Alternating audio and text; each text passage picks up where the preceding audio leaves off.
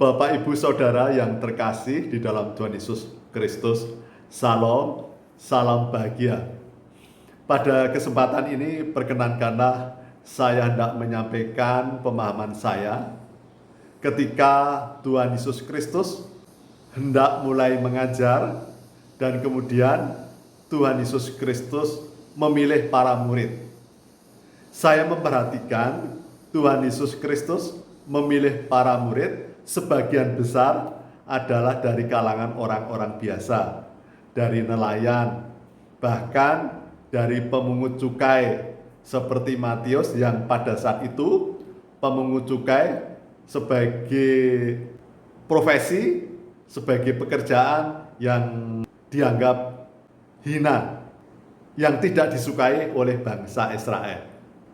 Mengapa Tuhan Yesus Kristus tidak memilih ahli Taurat, kemudian para tokoh-tokoh agama, orang-orang Farisi yang memiliki kedudukan di bidang spiritualitas kerohanian, yang belajar secara formal tentang kitab suci, yang sehari-harinya selalu di rumah ibadah untuk membaca, kemudian mempelajari kitab suci. Dan kemudian siapa saja orang-orang yang menjadi sentral, yang menjadi figur yang dikedepankan di dalam pengajaran Tuhan Yesus Kristus. Saya memperhatikan di dalam kitab Roma, firman Tuhan berpesan agar sebagai orang Kristen jangan memikirkan hal-hal yang tinggi, yang melampaui dari kemampuan kita. Namun marilah kita memikirkan hal-hal yang sederhana sehingga kita bisa menguasai diri. Jadi saudara-saudaraku yang terkasih di dalam Tuhan Yesus Kristus, di dalam kehidupan sebagai orang Kristen berkewajiban untuk terus belajar ilmu pengetahuan apa saja, termasuk juga belajar teologi secara formal maupun informal, dan kemudian semakin memiliki kemampuan di bidang teologi, di bidang pelayanan, kerohanian, bahkan kalau bisa juga memiliki pendidikan secara formal hingga gelar yang puncak, dan itu bagus. Namun Tuhan berpesan bahwa seberapapun kedudukan kita, baik itu kedudukan di bidang kerohanian, juga seberapapun ilmu kita, baik itu ilmu kerohanian maupun ilmu duniawi, seberapapun kedudukan di bidang sekuler sebagai pejabat tinggi, ataupun kedudukan di bidang keagamaan, seberapapun kekayaan kita, Tuhan berpesan agar setiap orang Kristen senantiasa hidup rendah hati, merendahkan diri, memikirkan hal-hal yang sederhana, hidup yang sederhana. Oleh karena itu, mengapa Tuhan Yesus Kristus memilih para murid dari kalangan sederhana. Kemudian Tuhan di dalam pengajaran, di saat mengajar, di saat melayani, Tuhan Yesus Kristus berpihak kepada kalangan-kalangan yang status sosialnya di kalangan biasa, di kalangan rendah. Karena di kalangan rendah memiliki kerendahan hati, memiliki kesungguhan untuk sungguh-sungguh datang di hadirat Tuhan, bersama Tuhan dengan hati, bukan dengan atribut-atribut yang dimilikinya. Jadi saudara-saudaraku, pesan Tuhan Yesus Kristus sungguh bagus, bahwa kita harus hidup rendah hati, merendahkan diri di hadapan Tuhan, dan kemudian berpola pikir sederhana. Karena apa? Kalau kita tidak berpikir rendah hati dan sederhana, ketika kita memiliki kemampuan, dan kemudian kemampuan itu hanya untuk perdebatan, memperdebatkan mana yang paling benar tentang dogma, tentang doktrin, tentang aliran, keyakinan gereja, mana yang paling benar.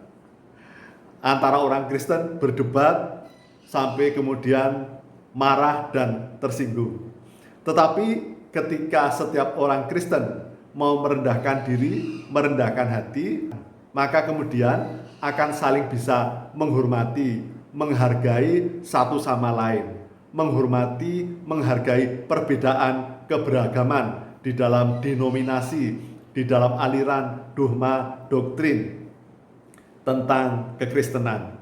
Jadi keanekaragaman bergereja bukan untuk diperdebatkan, tetapi untuk berlomba-lomba di dalam pelayanan, berlomba-lomba untuk hidup dalam pelayanan demi kemuliaan nama Tuhan.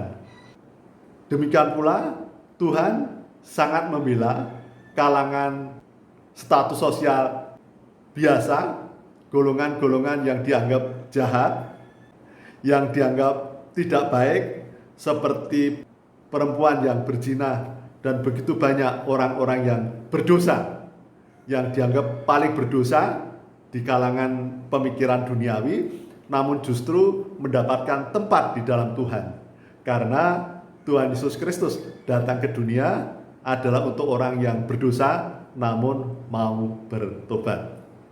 Jadi saudara-saudaraku, silakan saudara-saudaraku terus berjuang mencapai posisi kedudukan yang tinggi, kemampuan yang tinggi, baik di bidang kerohanian maupun di bidang sekuler, memiliki kekayaan yang berlimpah. Namun di dalam posisi yang semakin tinggi, justru hati semakin merendahkan diri, merendahkan hati, dan memiliki pemikiran yang sederhana, karena hidup ini hanya semata-mata anugerah kasih Tuhan, bukan karena kemampuan kita, bukan karena kehebatan kita, bukan karena keberhasilan kita. Semua orang sudah jatuh dalam dosa, telah kehilangan kemuliaan, dan akan masuk neraka tanpa anugerah kuasa pengorbanan salib Tuhan Yesus Kristus. Jadi saudara-saudaraku, semua manusia di hadapan Tuhan sama. Tidak ada dosa besar, dosa kecil. Semua dosa hukumannya adalah maut, masuk neraka.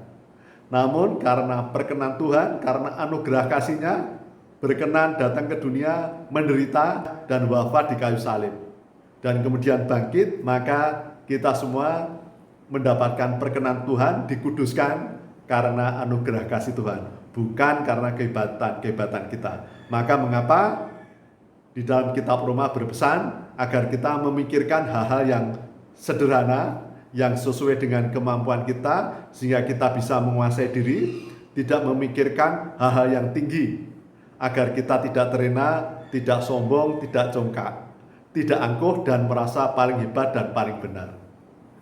Namun kita selalu merunduk bersujud di hadapan Tuhan dengan hati yang merendah, dengan kerendahan hati, dengan hidup yang sederhana. Hidup kudus, hidup dalam Tuhan Yesus Kristus, menjadi berkat, menjadi saksi demi kemuliaan nama Tuhan. Demikian yang dapat saya sampaikan. Salam, salam bahagia, Tuhan memberkati.